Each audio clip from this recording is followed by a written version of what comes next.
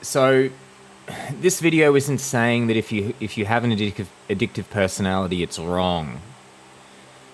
The thing with the addictive personality is that it's created empires and fortunes and so much success, and material things in the world that it has to be respected.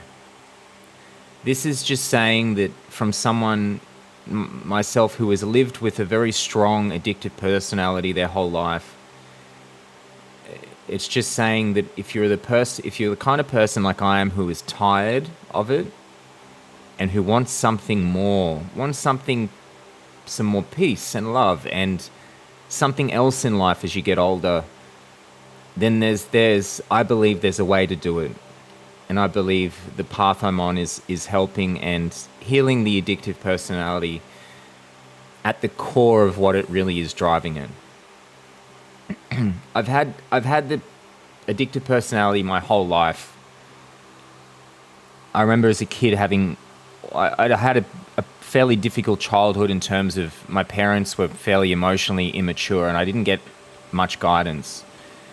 And a lot of unfair and difficult things happened. So I experienced a lot of emotions and I didn't know what to do and I didn't like them.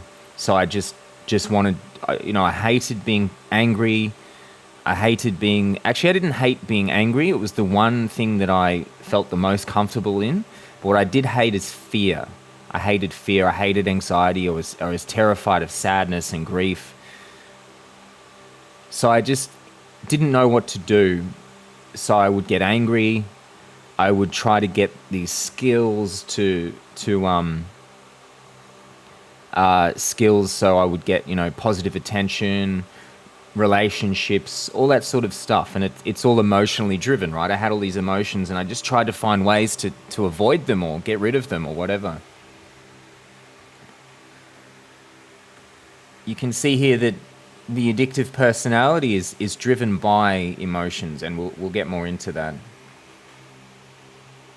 But eventually I found drugs and alcohol, and it was like an instant fix. I drank alcohol and straight away the pain was gone and I could socialize easily. I loved people and I wanted to be social, but it was very difficult for me because of how much pain I was always in. Take drugs, drink alcohol, that goes away. I'm happy, I can socialize, connect with people. It's fine. But once I started on these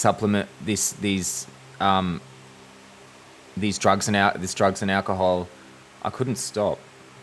I kept going. And at this point, I haven't drank alcohol for 16 years because of that.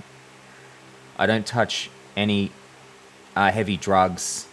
I don't even smoke weed, mainly because I hate the stuff. I can't take benzos. I can't, all of these things that I do, even though I have at times taken them since then, I straight away realized that, yep, it's still there. I can't control it. Opioids are the same, even caffeine.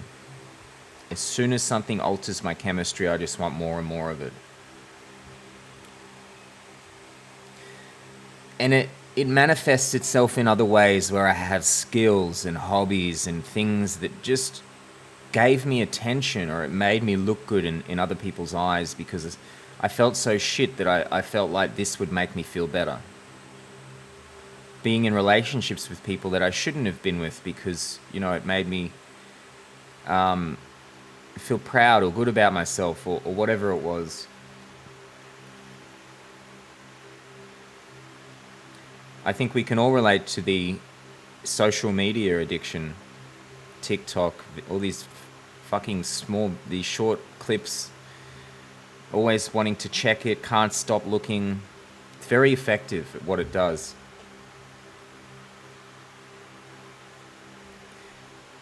And if I look back on all my life, I see that I'm always have been avoiding. And this is key to the addictive personality, avoidance. Addiction is just the energy of avoidance, is what I believe, is how I define addiction.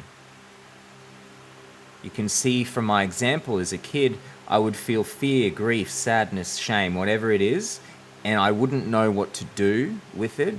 So I would try to do something else. I would Let's say I would get really angry. This in some way avoids it and blames everyone around me and makes me feel powerful. Nothing wrong with anger, I get it. But in this case, it's being used in an avoidance way for myself. Or I would practice something, or I'd try to get good at something, or I would take a drug, or I would reach out, or whatever it is. It's always, addiction's always some level of avoiding dealing with your emotions. As a kid, had I been taught and shown that, hey, if you experience these things like fear and shame and grief, you should feel them.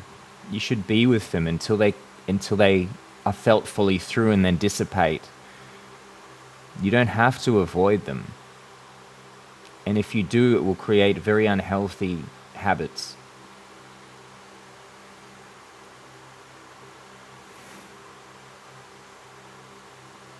It's all avoidance. If you look at social media, the way we sit there and we feel something in the body, like we're not always aware of this, but maybe it's discomfort or boredom or anxiety, and we look at our phone and we want to check it. We want to check something. We want to avoid the emotion by going outwards and into something else. And that's exactly what I've done my whole life.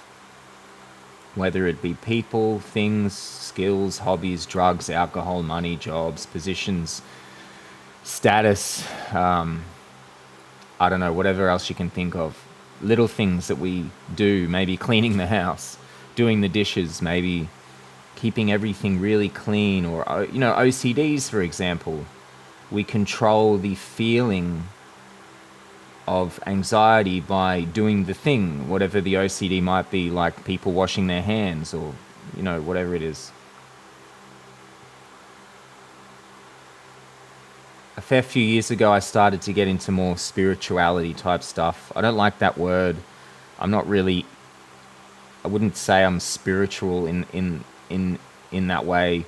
It just, they had some answers very practical answers that no one else had answers for. So I used it in a very practical way, looking at emotions and how they operate and how to break them down and all that sort of stuff. So I started to look the other way. Instead of looking towards the drug, phone, relationship, person, sex, whatever it is, money, thing, I would look towards that sensation that's causing me to want to look outwards. I feel the boredom or anxiety or just that sense of discomfort, and I would feel that.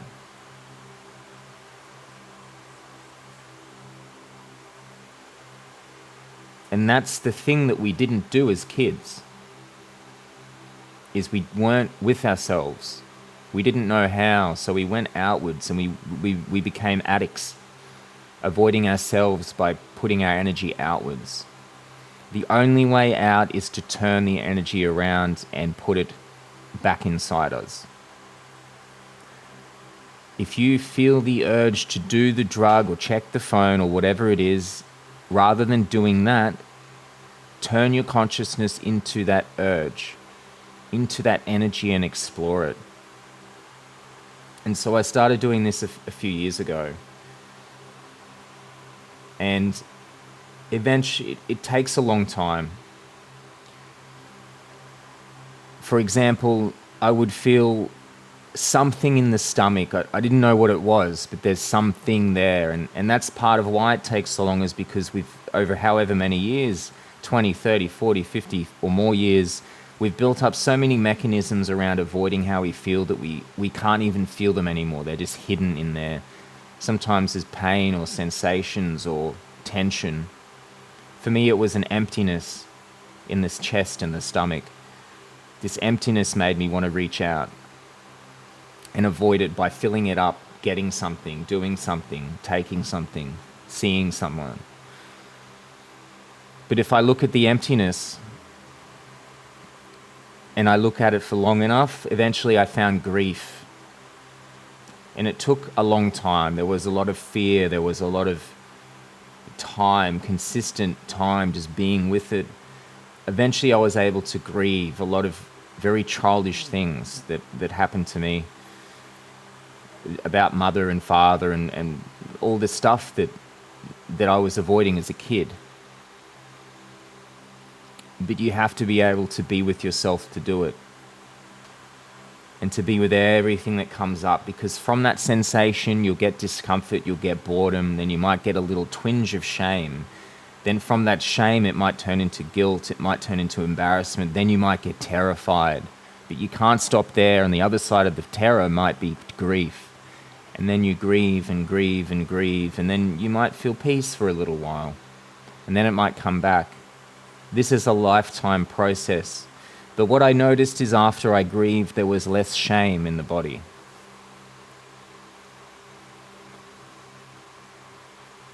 So it can be done, and it does get worse before it gets better, because you become aware of all the things that you weren't as a child. You have to become that child again.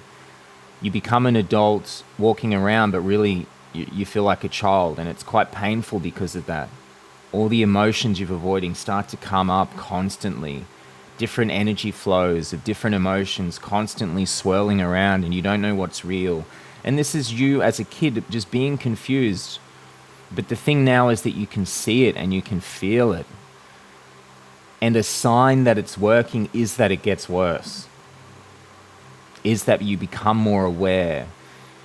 And you only have two options: outwards or inwards. Continue along the path of the addictive personality. If you want to do that, that's fine. It has its benefits. Or if you want to heal this, you have to go inside and you have to dig down and feel all the things, the terrible things that you never wanted to feel. The terror, the grief, the shame, everything. You've got to go there. But it takes a long time, and it takes being with yourself and these sensations and emotions. Try to find the thoughts and the sentences and the pictures that trigger your emotions or that go along with the sensations. This gives you ideas of what this is about. Fundamental to everything is being with it and being creative with it. If there's a sensation that won't move, ask it different questions or assume things. Why am I a bad person? See what that brings up in you. Why am I so ashamed of myself? Why have I failed my family? Why does everyone hate me? These assumptive questions can bring up the things in your body. But the key place to look is when you reach out. So when you reach out to something, have a look at what's causing you to do it, and look there and be with that and see what's under it. Thanks, guys.